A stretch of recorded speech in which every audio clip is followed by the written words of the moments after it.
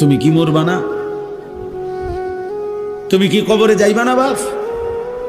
এই পৃথিবীর কত রাজা বাদশাহ কবরে চলে গেছে, তুমি কি কোনোদিন কবরস্থান দেখো নাই? তুমি কারো জানাজা পড়ো নাই?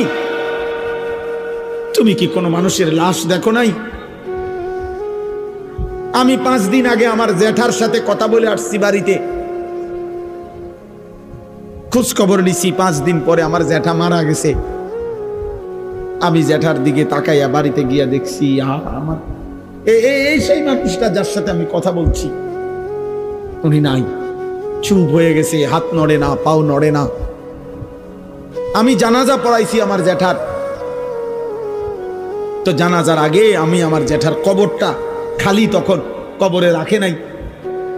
আমি কবরের দিকে তাকাইয়া অনেকক্ষণ 8-10 মিনিট হইব, আমার বাবার কবরের পাশে আমার জ্যাঠার কবর। আমার আব্বা আগে ইন্তেকাল করছে। আমার জ্যাঠার কবরের দিকে তাকাইয়া অনেকক্ষণ খালি কবরের দিকে তাকাইয়া ছিলাম। তাকাইয়া আমার মনে হইল কবর যেন আমারে ডাক দিয়ে বলছে, আনিস,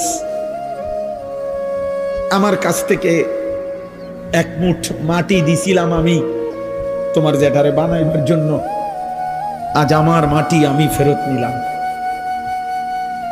ওয়াফিহা নুঈদুকুম, নওজোয়ান, তোমার মাটি মাটির কাছে ফেরত চলে যাবে। তুমি মাটি ছাড়া আর কিছু না।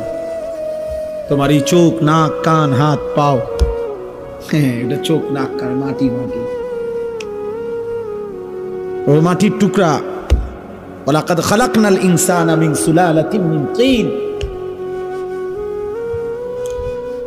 আল্লাহ বলছে শুকনো মাটি থেকে